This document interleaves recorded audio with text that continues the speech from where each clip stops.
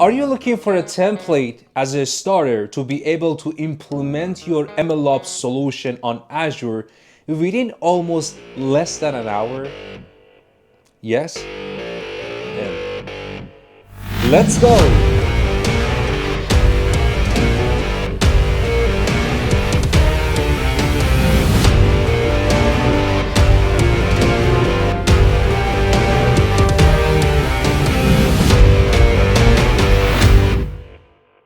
Hello everyone, this is MG and welcome to this video which we are going to implement a solution accelerator that will support you for implementing MLOps on Azure.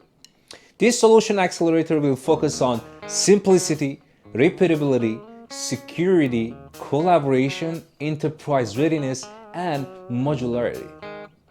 So make sure you're tuning in within the implementation that we're gonna do together and let's check it out. Before we start, make sure you subscribe and hit the bell icon so you will get notified for the next video.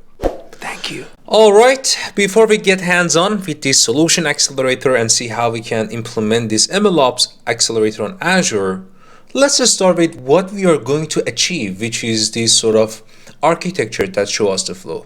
I know at the beginning you might see that, wow, there's a lot of stuff going on here, but believe me, it's not that complicated. And let's make it step by step from number one here. Check that out, what's gonna be the flow of this MLOps accelerator on Azure, and what by the end of the day, by the end of deploying this sort of demo on Azure for MLOps, what we will see in our environment and how these all pieces gonna works together. So the first thing, number one here, data. If you follow my pointer, certainly any machine learning based solution will start with data. Absolutely, our data science workload will rely on a data that we can featureize it, come up with a potential data set that can be used for training machine learning models, regardless of if it's unstructured, semi-structured, structured data, tabular data. You can see that mainly in Azure Machine Learning, which is a service on Azure for mainly machine learning workloads, can be connected through all different variety of storage databases that you have on Azure and get them registered. So you will certainly have the connectivity there.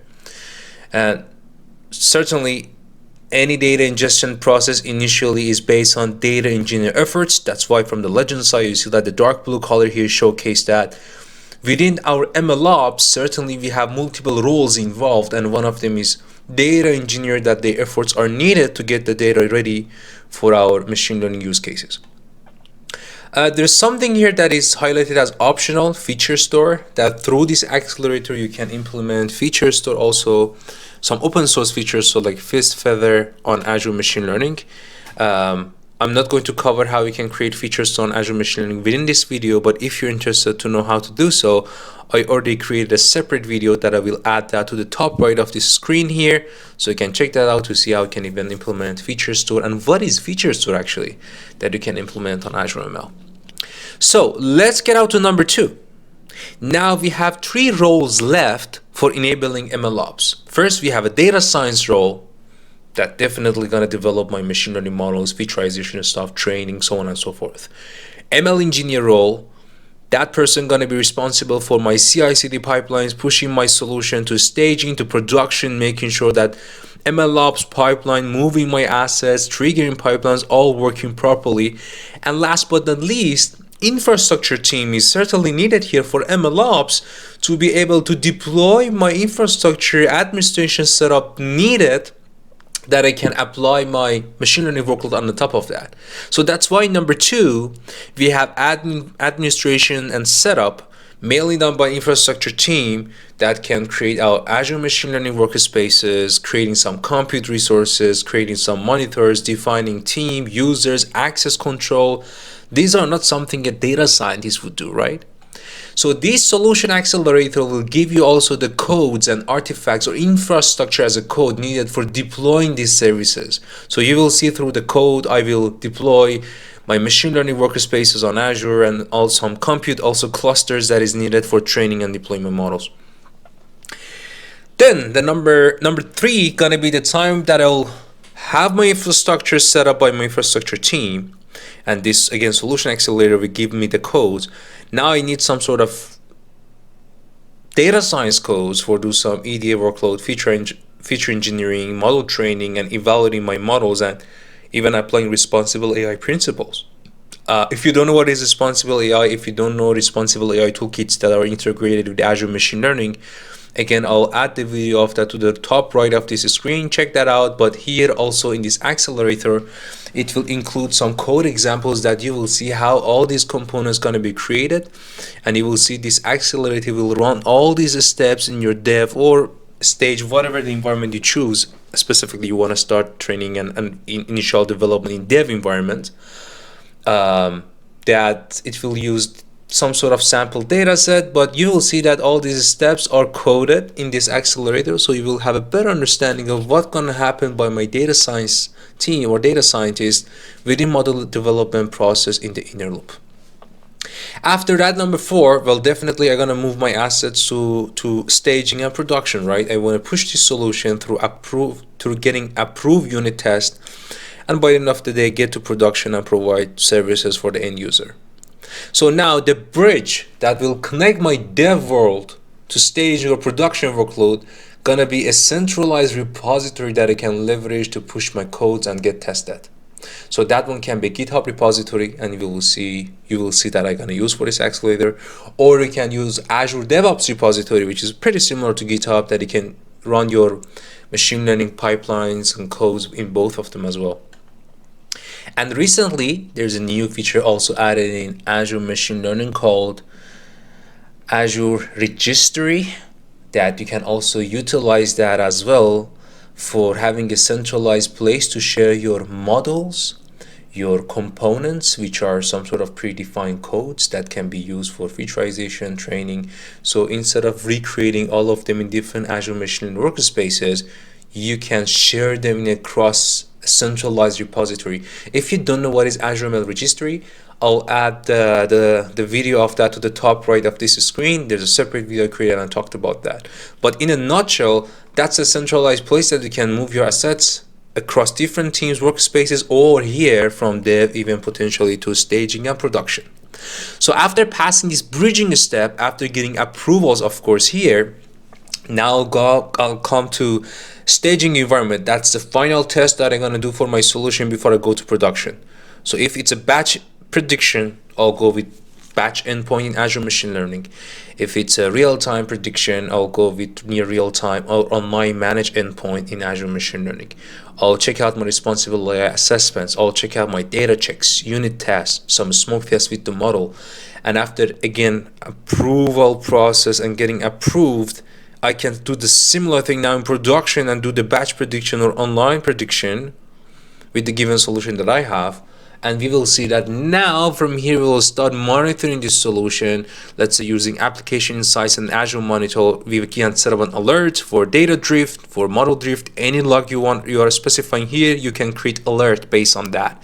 And let's say if my model accuracy degraded with more than, let's say, 10% after week that I'm monitoring, this will automatically trigger a retraining mechanism, and you will see my model gonna be retrained again in staging, pushed again to production, and then you will see this closed loop of MLOps will go on and go on. Now, this solution accelerator as of now will give you a template for classical machine learning solution. Like for example, I'm gonna do regression here with NYC taxi data. That's a very well-known example data set. Also, it supports computer vision and NLP. The architecture is almost the same, but the codes inside dev process, for example, what I do with feature engineering for NLP is different than computer vision, and it's different than classical machine learning. But the rest and the flow is almost the same, but some sort of components here like responsible AI, training, featureization would be different. This accelerator is evolving, so whatever I'm talking about is as of now, which is November 13, 2022 that I'm recording this video. So the time that you're watching, you might see even more examples are getting involved. For example, you will see that maybe some codes for retraining, triggering mechanism, monitoring stuff will be added. But as of now, you will see what exists, and I'm going to implement this with whatever is available as of now and check that out, how it's gonna work. So what is the first thing that you need to do? Well, obviously, you might start with some administration setup, right? Assuming that the data is there, my data engineering has done the work. Here I'm using NYC taxi data. So definitely I need to have my Azure Machine Learning Workspace deployed in place to start developing my data science code, right? So how this solution accelerator will support me, specifically if I'm studying some codes that I can deploy my infrastructure. Let's start. So before I get into my Azure portal and get hands-on, I'm going to show you quickly the Accelerator GitHub. I'll add this link to the video description. You can check that out. And I try to go through the manual that is specified here, that how you can implement this demo and the architecture that I just showed you. So what I'm going to do is actually explain what I did through the quick start, and you can have a nice visual video that show you how you can follow this implementation provided by this accelerator end to end to deploy one of the examples here, which is classical machine learning, but you can also check the rest of the examples here, and you will see as of now I'm recording again, some of them are not implemented yet, but they're TBD, and you will see more and more coming in. So let's now get to my Azure portal, and you can see here, let me go to the home. The first thing that I need to do is certainly being able to deploy my infrastructure. And because this accelerator will provide me the code that it needed to deploy my infrastructure, I need to make sure that that code can authenticate to my Azure and Azure subscription to be able to deploy those. So because I want to use Azure DevOps for deploying my infrastructure, and I need to create a connection from Azure DevOps to my Azure subscription here to be able to deploy those infrastructure, and that can be happen through creating a service principal. So that's why now I'm going to create two service principals, one of them for deploying the infrastructure on dev, and a separate service principal for deploying my infrastructure to prod. It's a best practice to keep them separated because we don't want to give the permissions to the dev environment similar to the prod environment, and of course segregating these two in aspect of deployment, in aspect of controlling access, is always the best practice here. For this demo, I think I created just one and used in both environments, which is not again a best practice, but I just wanted to make it quick and test it out. But let me show you, if you don't know how you can create a service principal, so just quickly go through what I'm going to show you. You should be able to create your service principal. So what you need to do within your Azure portal, that's one way to do so. Go to your Azure Active Directory, and then you click on app registration. You should see there's a new registration here.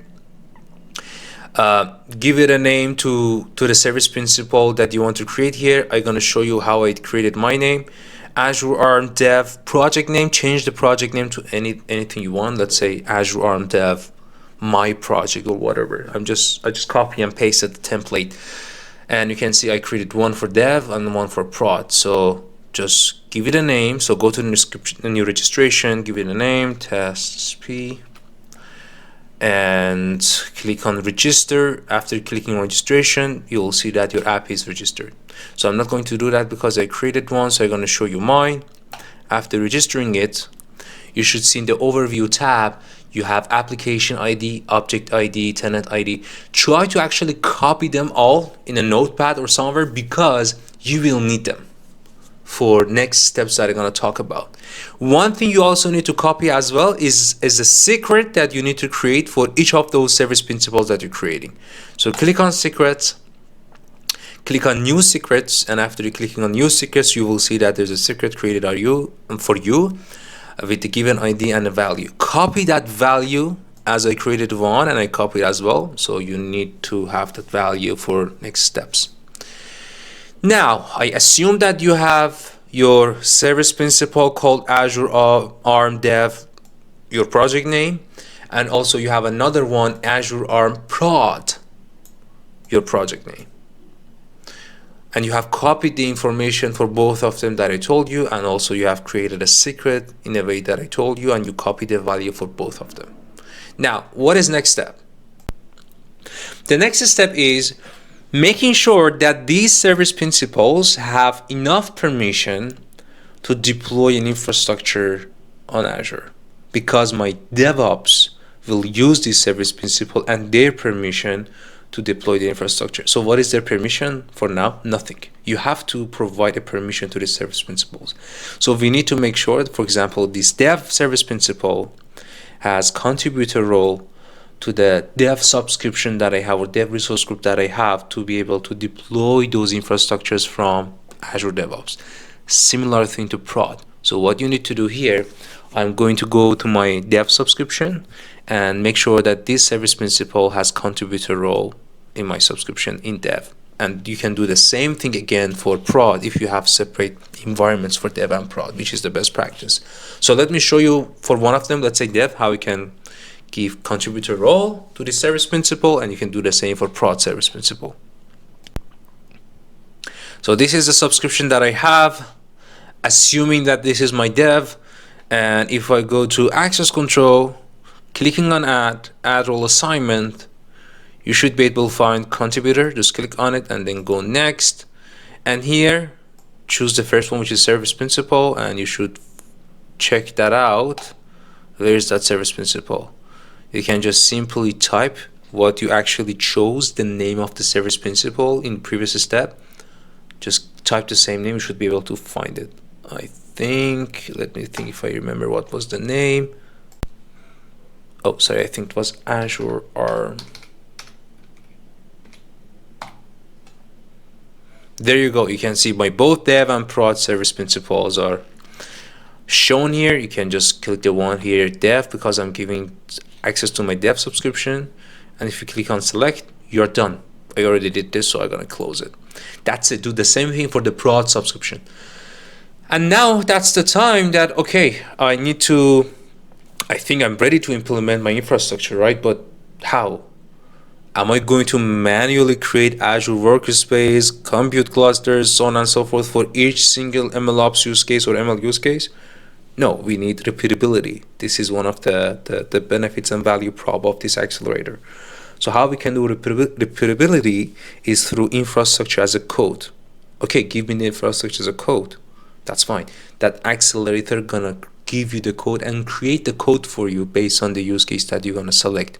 If it's NLP, if it's computer vision, if it's, let's say, classical ML, and different choices that you have there. Again, which is evolving through this accelerator maintenance.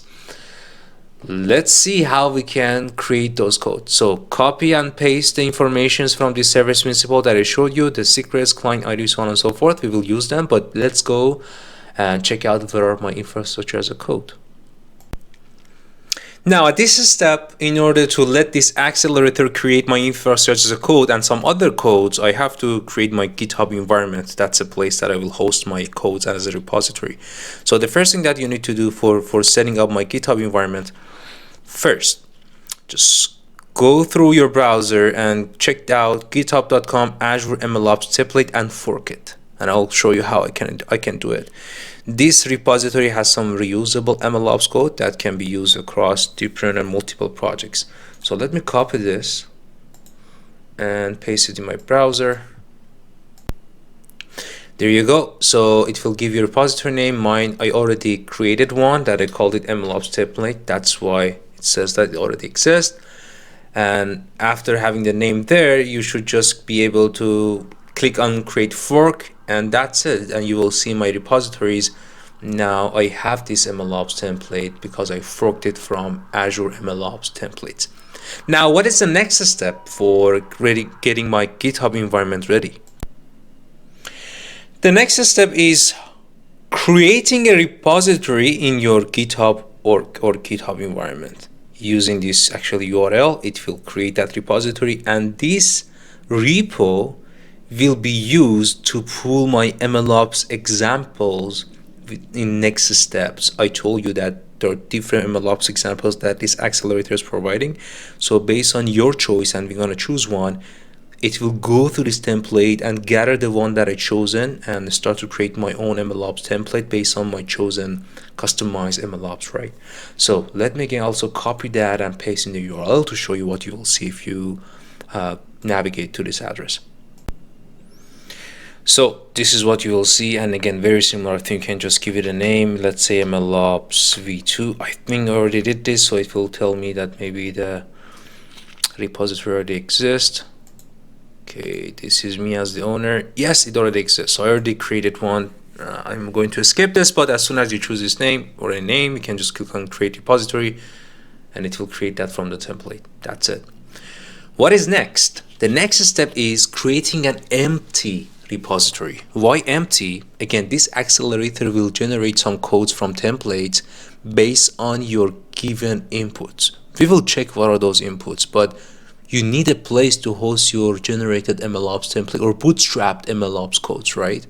So that's why we're going to create an empty one, and we will fill it, and then we will have our MLOps solution in that empty repository that we're going to create.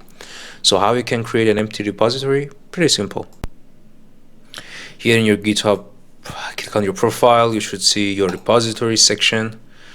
Click on new, and there you go. Just select an owner, which is yourself here. And for this one, based on the quick starts, again, whatever name you choose, make sure for next steps you have to respect the name that you have chosen. But for me, I followed the quick start in the given accelerator, which was MLOps v2 sparse, which gonna be the empty template that we're gonna fill it with this generator. So again, this one already is available because I already created one which was empty, and we will refill it. And you click on create repository, you will see an empty repository with the given name created for you. Now don't worry, we're gonna refill it. And after clicking on create repository, well, let's fill this up. That's the time that we can start filling this repository based on our own customized MLOps code bootstrapped from this accelerator. Then what is the next step? That's fine, let's figure that out. The next step is you have to go to your local machine and create a directory, or use an existing one, or create a new folder which is empty. And we need to use our shell environments like git bash or bash. I'm using, I think here, git bash, and navigate or cd into that directory or the folder that you're creating and clone this Azure MLOps v2 repository. Let me show you how I did. So here I actually went to my downloads folder. Again, that's just an example on my local machine. For your can be anywhere. And I created a folder, called it MLOps v2 root. That can be anything again. And when I created this MLOps v2 root, here it was empty. I had nothing here. So this is going to be generated after. Forget about them, what you will see. And I have to clone my MLOps v2 repository to this directory. That's why, because I did it, and you'll see that this folder got created with all the components inside. So for you, I assume your MLOps v2 root you just created is empty. Let's fill it up. And again, you can use initial environment, and here I'm going to use git. So how I'm going to clone my Azure MLOps v2 repository to this template, to this directory? First, you have to navigate to this directory. How you can do it? Well, just simply gonna type cd. Oops, sorry, cd. I want to go to my downloads folder.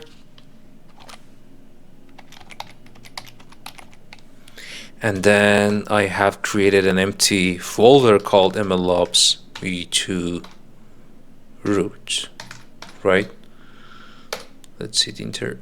Oh, sorry, not capital cd.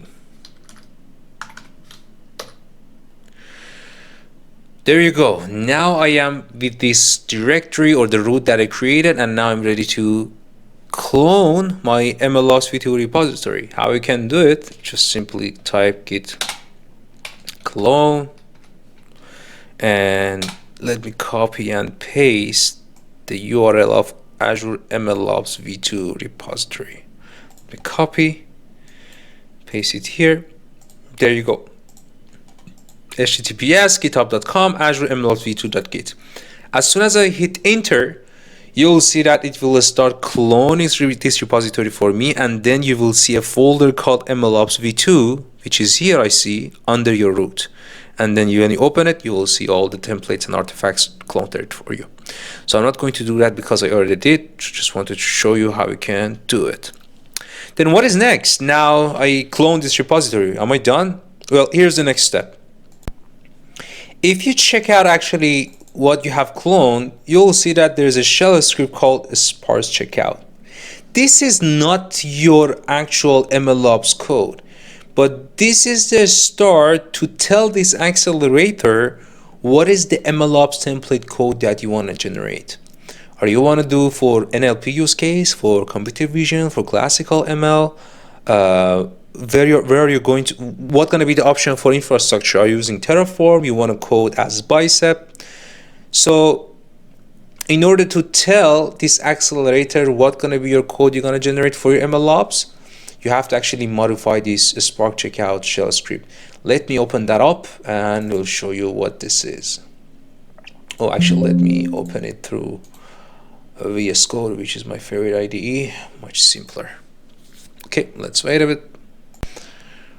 There you go. So what you will see at the beginning, this is the part which is the variables that you need to specify to tell this accelerator what is your MLOps case that you want to generate or bootstrap the codes out of it. So at the beginning, you will see something different. I have already edited this. So what you will see, actually, let me check if I have the initial code. Okay, I think I have a screenshot here. Yes. So what you will see at the beginning, the first, I think 9 or 10 line of the code is something like this, that you have to replace these values. So I already did mine, and I'm going to show you what is mine and what do they mean and how you can change it based on your use case. So let me come back to the code. Let me maximize it. So first, remember I asked you, okay, now we have the service principals created. If you follow the video as of now you're ready to deploy the infrastructure. But where's the infrastructure code? This is, you have to tell this accelerator, hey, give me the infrastructure code, and you should say you want to use Terraform or Bicep. If you don't know what these are actually if your infrastructure team is watching this video, this is their main tool. So Terraform, Bicep are different code types that you can have them to write down the code that deploy your infrastructure. Here, I chose Bicep, but you can use Terraform as well. So you can see that within MLOps, which is the combination of different roles and personas, we talked about data science, ML engineer, infrastructure team, they are sort of showing themselves collaboratively within MLOps and here within this solution accelerator. So what is next one? Project type. Here you have classical ML, which is the casual machine learning algorithms, and you have also computer vision. You can specify CV, but again, this is as of now that I'm recording this video. You will see this one might be expanded in the future. So for here, I'm just using a typical regression model for predicting the taxi fare with NYC taxi data. So that's why I chose classical.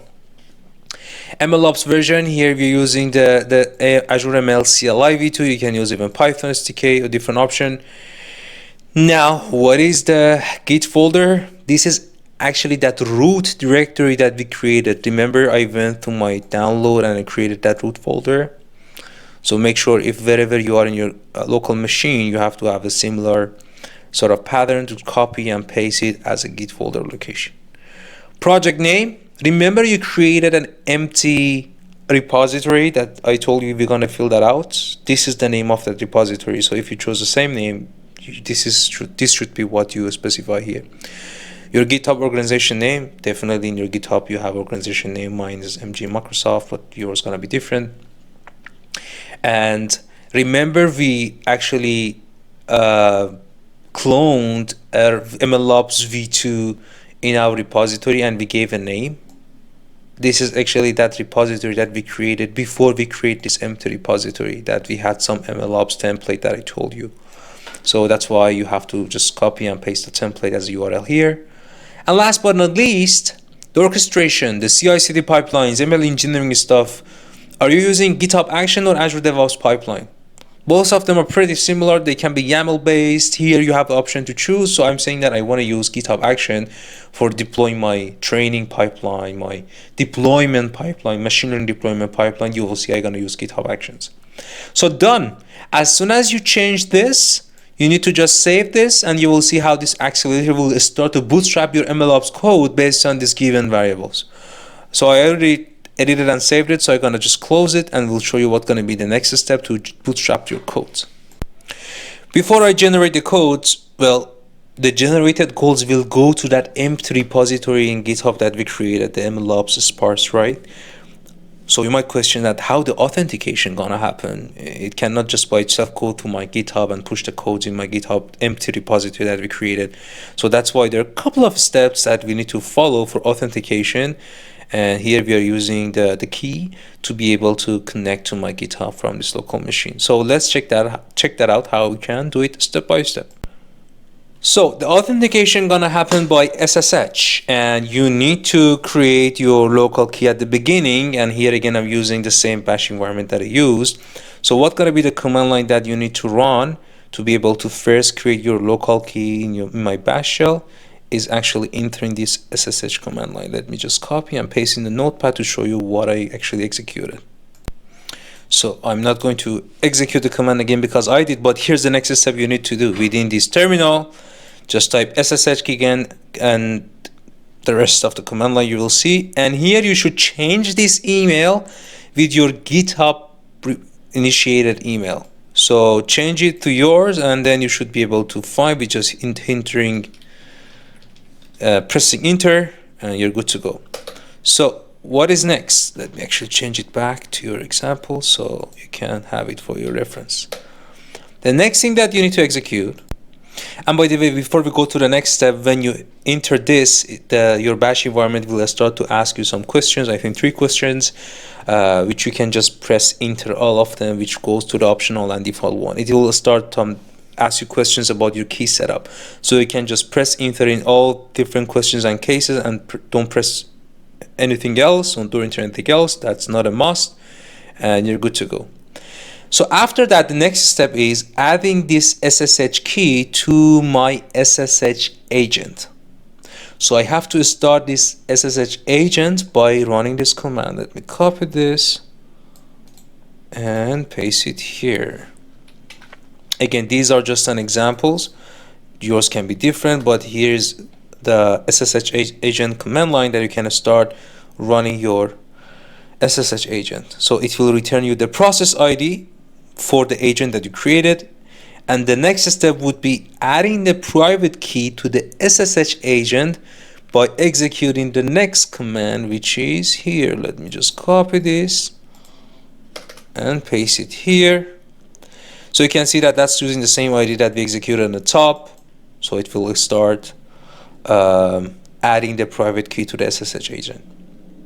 Now I have to add this SSH key to the GitHub to be able to have this authentication through SSH, right? But what is the key? I have to copy it and paste it in my GitHub, right?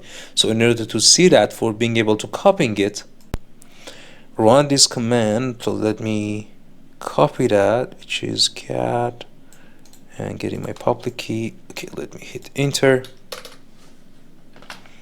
There you go. Actually, before, without any space at the beginning. So you should copy and paste whatever it gonna shows after executing this command line. It should be something like this. For example, SSH. Actually, this should show you something like this. It will start with the same ID you specified and all the way to your email that you specified on the top, which is your GitHub email, right? Now, with copying this, of course, it's gonna be more. I'm just adding 3 dots as an example. With copying that, whatever this command gonna show you, you have to go to your GitHub.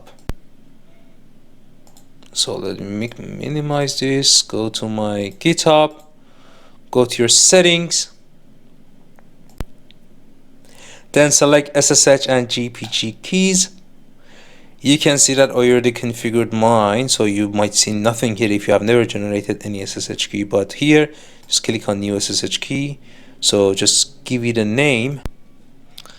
Let's say test.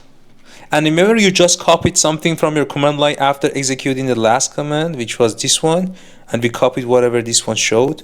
Just paste them here. You should see something like this that ends with your email. And add SSH key. That's it.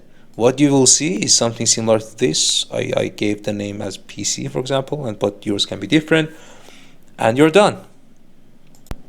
All right, that's the time that we can now get back to the routes that we created. Remember, we just changed some variables using VS Code. Now we need to execute this shell script. How you can do it?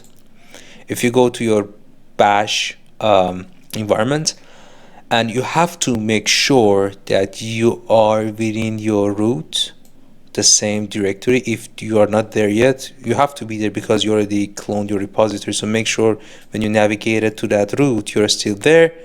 This is what you need to execute. You just need to type bash, and then I want to execute this code, right? So where it is, this one is under MLOps v2 folder after the root. So I have to go to this MLOps v2, and then I need to specify the name of that shell script, right? So dash sparse checkout .sh, right?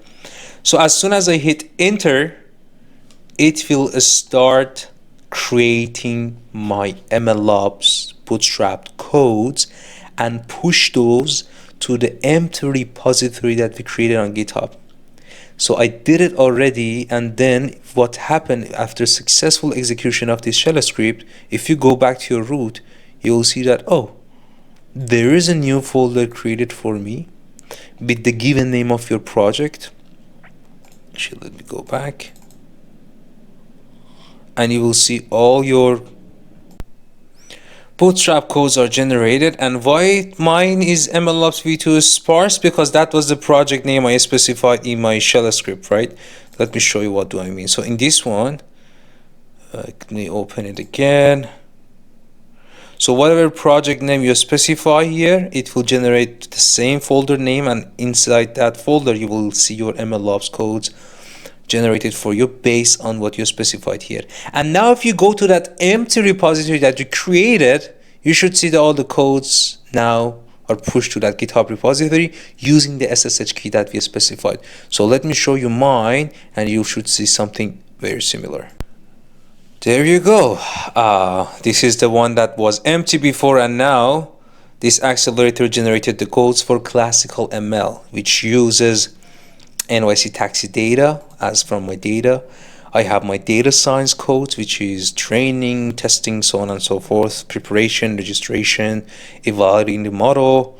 And so these are data science codes examples, which is a base for you that you can also edit these modularities here. And also infrastructure as a code. There you go. Remember I chose bicep. That's why it gave me the bicep codes.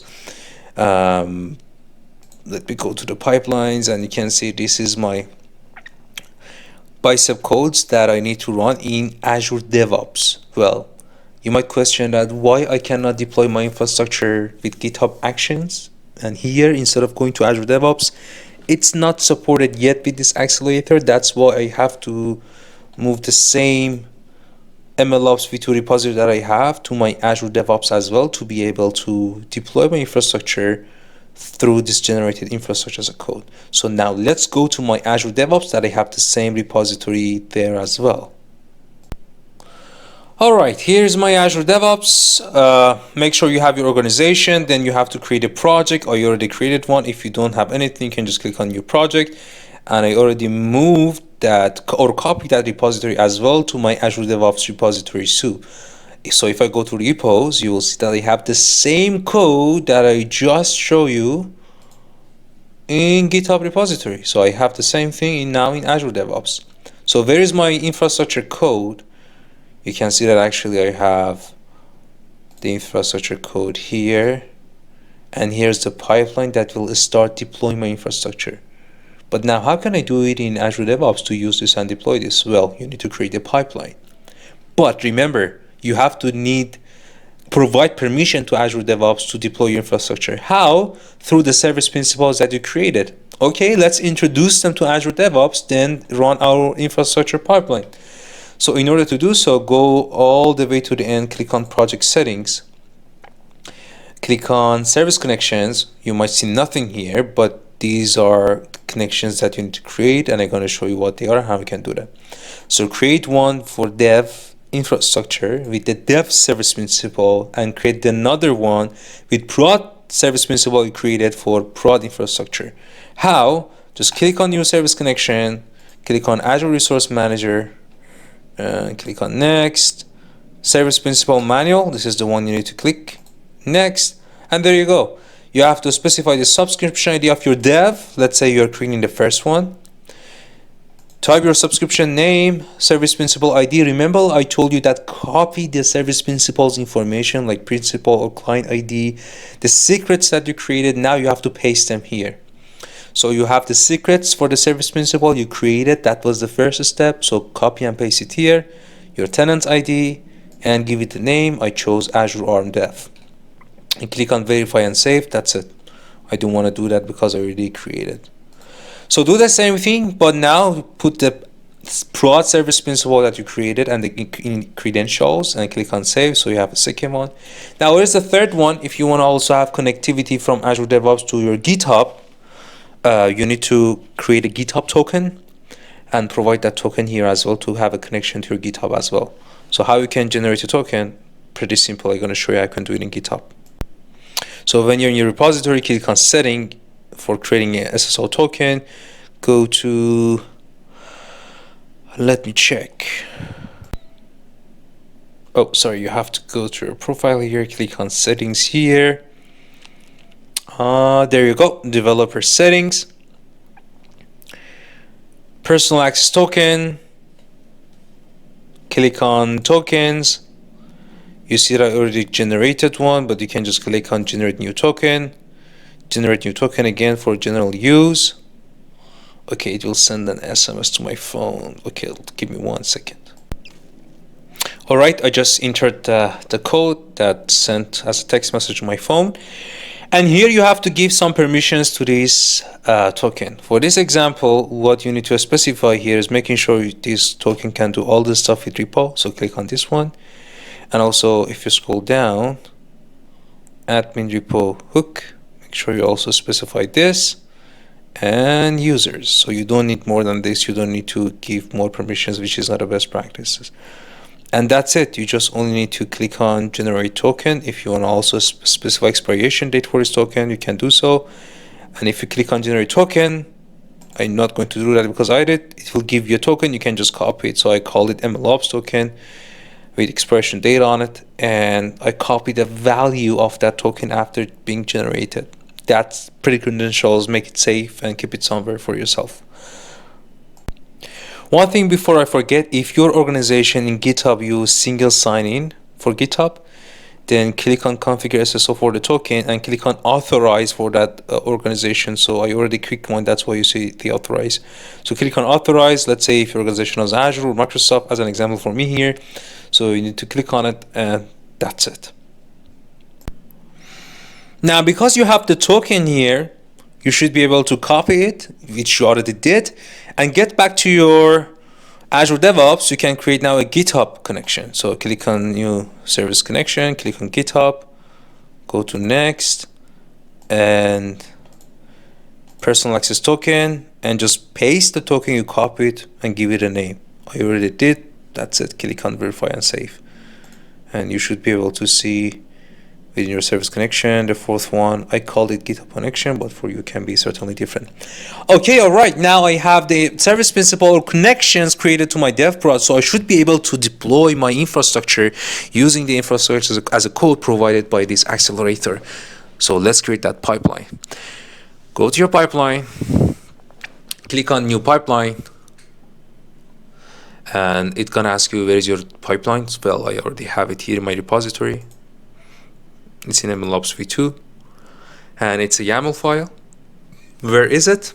Well, it's a master branch. Yes, it's inside, let me check this out. Yeah, it's inside infrastructure folder, then pipelines. This is the bicep codes for Azure DevOps. That's it. If I click on continue, it will create the pipeline for me. So I already created one. That's why you see, if I go to all, this is the one I created. I had some issues that I had to fix, but after successfully running the pipeline, I'm going to show you what's going to happen. So you will see that it will start linting and some sort of validation and then deploying the infrastructure, which is Azure MLOps stuff, everything within your environment. Before you run this pipeline, and I will show you what's going to happen in my Azure portal or environment after I run this infrastructure. Because this infrastructure is specifying some name for your Azure workspaces, you have to make sure some of the names are unique. So before running them, or running this pipeline, go back to your repository. You will see that there's a configuration for your dev and also for prod. You have to change some stuff here. Let's start with the dev one. It is using some prefix and some specific number or postfix here. It uses location, so where you want to deploy your infrastructure, and it will use the postfix here, this number, for the name of your, let's say, workspace, even for your resource group. These are the stuff that this code gonna create. So make sure you change this number to something unique, that it doesn't give you some, hey, this name or Azure resource already exists. So you might see a different number. I change it, so change it like yours, like 4,000 or whatever. Don't add a crazy long number, because some of the instances you're creating has limitation on the length of the names. Stick on 4 digits, make it something unique. And same thing for prod. Give it another number, and that's it. Then you go back and run the pipeline that I just showed you. And again, after successful triggering of this pipeline, you should be able to see your stuff deployed on Azure. So I'm going to show you mine that I deployed. All right, this is my Azure portal. You see that I have the prod resource group, dev resource group. Both of them, they have a very similar environment. So let's go with dev. And there you go. You'll see that Azure Workspace and the stuff needed for letting Azure ML work is all created for me. And even inside my Azure Machine Learning Workspace, if I launch it, there is a compute cluster created for me as well, which is needed for deploying my pipelines or training my model. So if I go to cluster, you'll see that there's a CPU cluster created for me. If you're curious on how this magic suddenly happened and it triggered a pipeline, now my dev prod environment is ready and deployed, well, all these codes are coming from the repository. So this pipeline is just referring to some codes that you have in this repository. So if I go to the infrastructure, that's the main pipeline that we just ran, and it is referring to some other codes or some modules for deploying infrastructure, which all of them are here.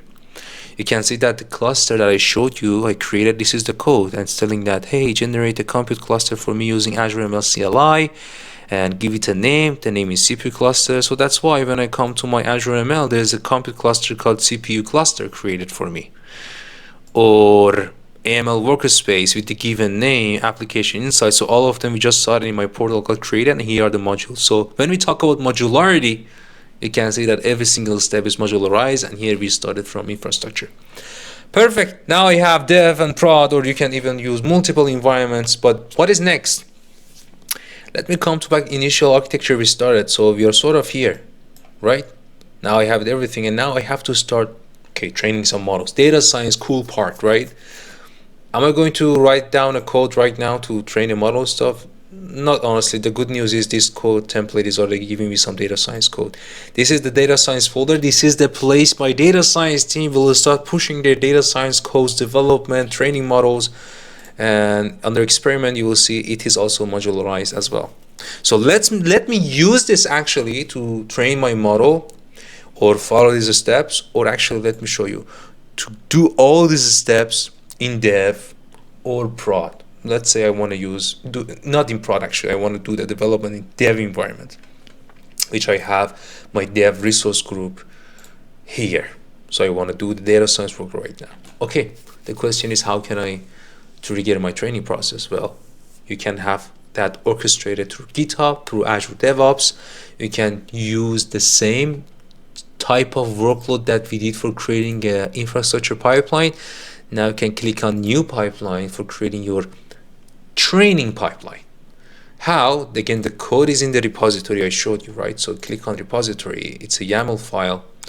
Where is it? Let me check. There you go. Deploy model training pipeline. If I click on create and run, it will start training my models and do all these steps in my dev Azure Machine Learning Workspace. But this time, I want to do it actually on GitHub. To show you, the GitHub action functionality is pretty similar to Azure DevOps with using the same YAML file. Okay, let's do it in GitHub Actions. Let me check that out, how we can do it.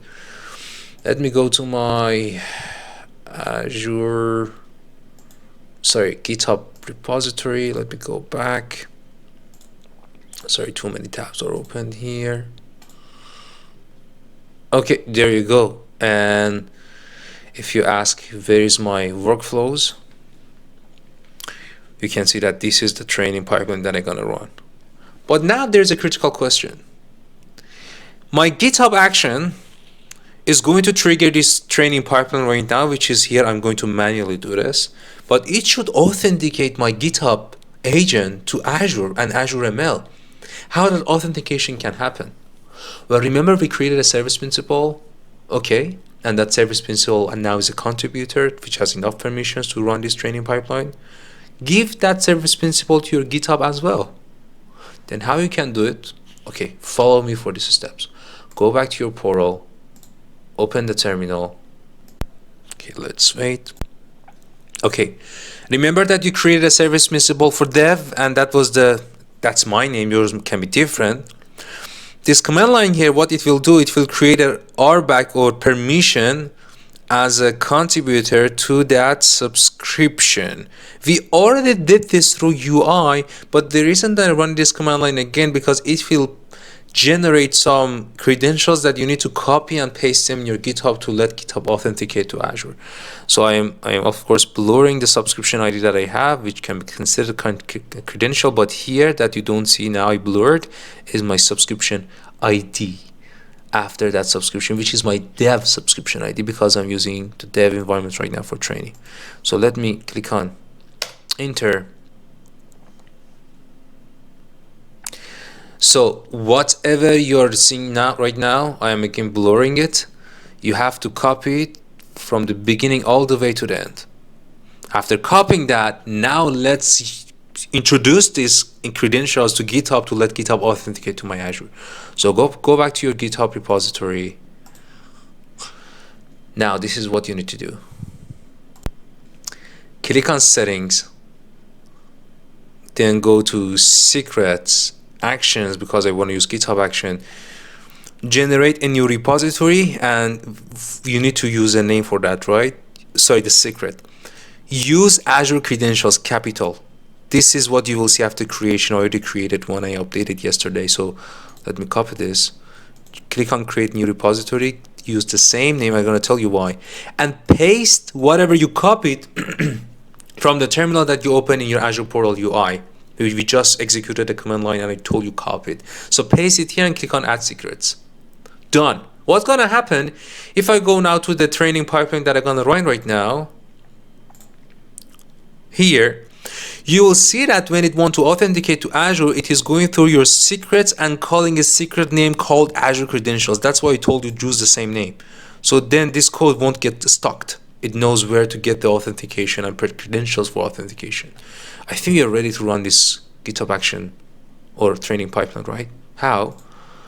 We could use Azure DevOps, but here I'm going to show you how I can use GitHub actions. So go to your actions.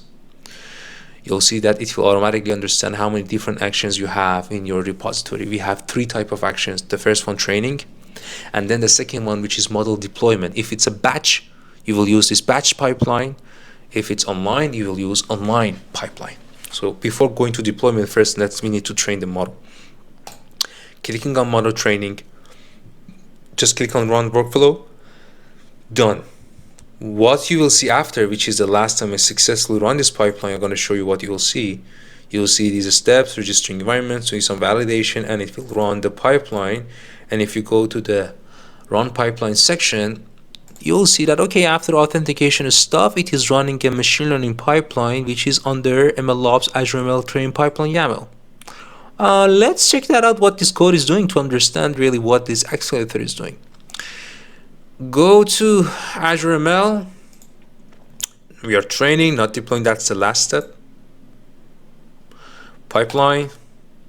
This is what we ran, right? This is actually using YAML file, and I'm specifying different steps within this pipeline. This is exactly where we are, and we can see these steps in this YAML file. So you can see that it is specifying some inputs and outputs, some folders, data sets, and within the job section, I am sort of preparing my data. It's calling a Python prepare file. This is actually inside my data science folder I showed you, right, in this repository. You can see that it is introducing the training testing, so you can use this as a template for your own use case. It is actually specifying using the environment or conda packages that another YAML file is actually creating and registering this. I'm gonna come to that. It's training my model using the train.py inside this repository, evaluating, so on and so forth, all the way, which is the last step, responsible AI assessment. Check this out. It is also creating responsible AI jobs, which is creating a constructor, then creating explanation, creating causal analysis, creating counterfactual analysis, creating error analysis. These are all different responsible AI toolkits that I already talked about in a separate video that I told you about, so I'm not going through all of them, what they are. That's a whole separate topic. But this end-to-end pipeline is actually following what we have here. So let me go back to my actually pipeline to run it. But one more thing, that training pipeline will also register an environment, a machine learning environment, before running this, which is here.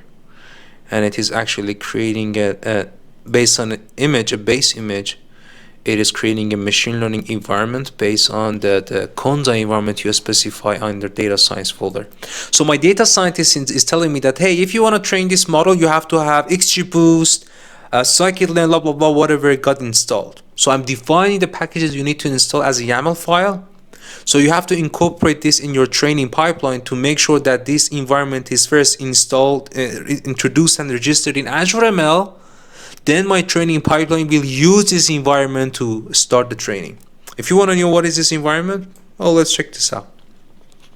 I go to data science environment. You can see that, well, these are the packages my data science team pulled here. And this is the Conda environment. And this is the YAML file that introduced me how can I create this sort of environment in Azure ML. So we register this and then we run this pipeline. I already did this, and I showed you actually when I went to actions and I triggered this training pipeline. I was able to see that perfect. I successfully ran my training pipeline. So what happened in my dev environment? Now if I go to my Azure ML dev environment, I should see all these steps created for me, right? Based on the codes that I had, training, responsibility, blah, blah, blah, from my Azure, my GitHub repository. So let's check it out. Okay, let me close this. I am in dev environment, dev resource group. Let me open my dev workspace, launch it. If I go to jobs, sorry, let me check this out. Okay, it's not in dev. I think by mistake I ran that pipeline in my prod resource groups, and I'm gonna tell you why to make sure you are aware of how these codes are working. Actually, that's a good point. So if I go back to the training pipeline that I executed, which was training pipeline, at the beginning, line number 9, it is asking me that where you want to execute this training process, which should be in dev. I think I was doing some quick tests. I changed it to prod. So if yours should be dev. If it's not, just change these 4 alphabets to dev, and that's it. It will execute the same thing in your dev environment. Mine was prod. That's why if I go now to my prod resource group and workspace, I should be able to see my pipeline sort of created there. So let's open it up. If I go to, there you go. Yes, there's a job already executed.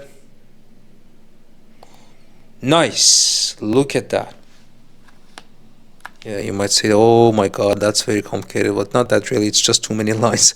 So this is what you see here, step by step, that Azure ML automatically generated a sort of nice visualized charts out of it. So you'll see that it start grabbing the data, preparation, training, evaluating, registering the model, and then generating responsible AI, register them with the model. Okay, let's see the output, which is a model with some responsible AI assessment, right? So if I go to the models, there you go. You will see that there's a model called taxi model registered for me. And if I go to the responsible AI tab, you will see that there's a responsible AI artifact generated for me that assess this model in aspect of error, causal analysis, counterfactuals, which is awesome. So just click on it. You should be able to see, well, it's better to connect to a dashboard, actually to a compute instance. So I don't have any compute here, I think, but we can see just the draft, and there you go. You can see some assessment. Again, I have already created a separate video that I mentioned that in the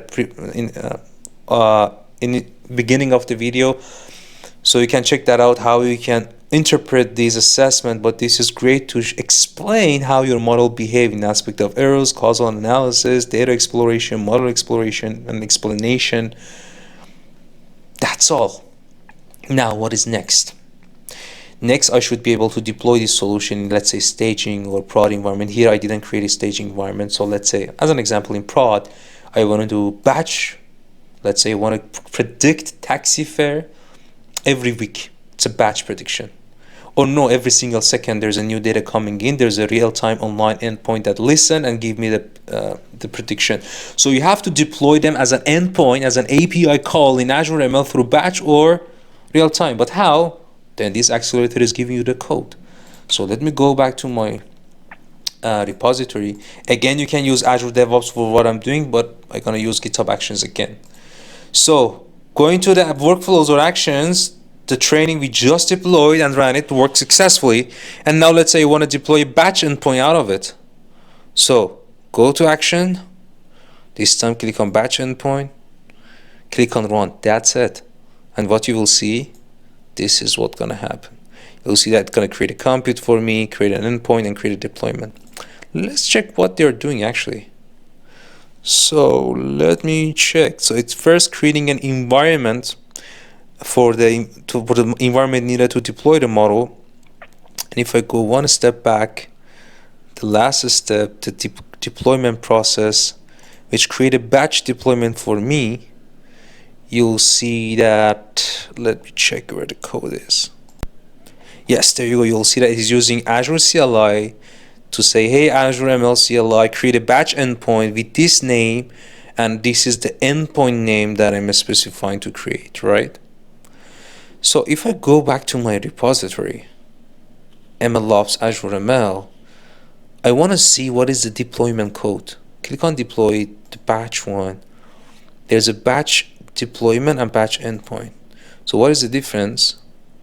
Here I am specifying the configuration for my batch deploy.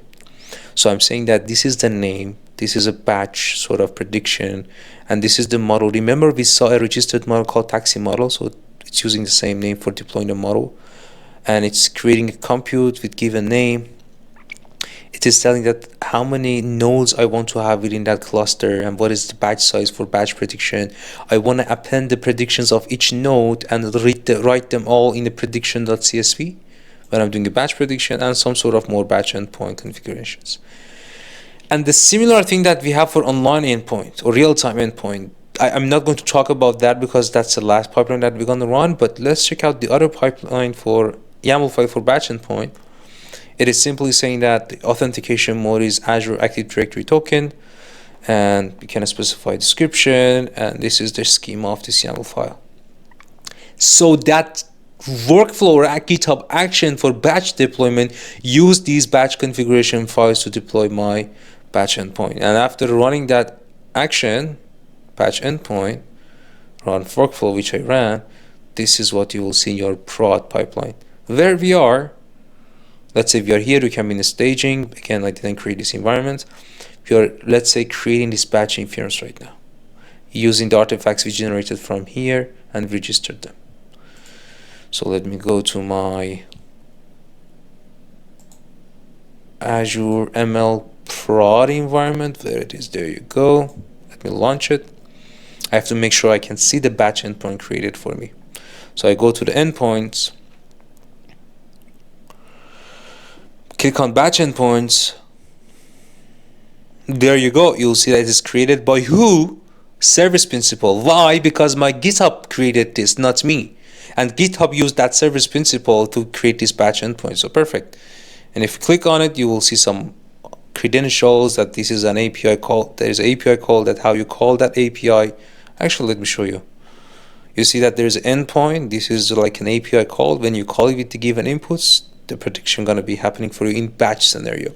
And now if you want to create a real-time endpoint, real-time machine learning prediction out of it, the same thing exactly you did with online, with batch endpoint, you do the same thing for online endpoint. How? Okay, go back to my repository. I want to run real-time endpoint pipeline. Go to action, click on online endpoint, run. That's it. You will see something similar to what I did and how it is deploying real-time using some real-time configuration for the endpoint. There they are. I'll show you. Go to code, go to MLOps Azure ML, deploy, this time online, and there you go. Very similar thing. There is a configuration for your online endpoint, and there's a score py. That's a Python code that will tell how you're actually real-time prediction can be happening, right? If you're using AutoML, I think you don't need a score.py because it will be generated by AutoML as well. So online endpoint, very similar thing. Now it's using the key-based authentication, and if you want to check out what is your online endpoint configuration, oh sorry, that was the other one that I opened. There you go. It's giving a name. This is the model name, and this is the instance type with just one node to do online prediction. So after running that pipeline, which is again GitHub Actions, online endpoint, here you should see an online endpoint created in your Azure machine learning in prod, which actually we are here. Now we are testing this. Okay, let's check that out. Go to endpoints. On real-time endpoints, there you go. There is one created by a service principal, which is my GitHub Actions. Now you have an endpoint URL that you can call it, and there's a consume tab that show you how you can in real time call this model that do the prediction. That's all. So let's go back to the architecture again. What we did wrap up, we used a sample data set, NYC taxi data, and we run a training pipeline automatically, did everything all the way responsibly. I took it that generated a dashboard to understand this model before pushing to staging or prod.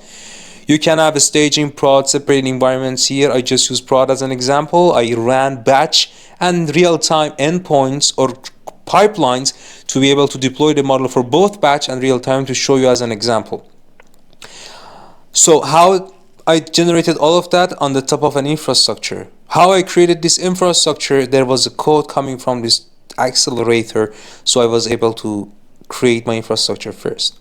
So infrastructure as a code, data science modulars as a code, model deployment as a code, these three different personas and code types were generated or bootstrapped by this MLOps Accelerator that I showed you how I did it. I ran a shell script.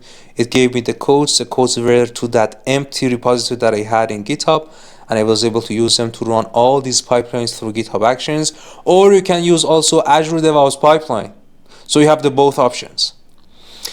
Again, all these functionalities might change. CLI v2 is evolving, this Accelerator is evolving, so the time that you're checking this video, make sure you check out the repository of Azure MLOps v2 that I add in video description to get updated with the recent changes and added modules, different MLOps scenarios, let's say Databricks, MLOps, Azure ML, to make sure you're always using the latest updated codes and you're tuned with what's coming in with Azure MLOps v2. And that's it. If you're worried about your income or your future, you're concentrating on the wrong end of a scale. Look at the other end. Considering yourself increasing your service with becoming great where you are, and your future and income will take care of themselves. Dream big, my friends, and believe in yourself.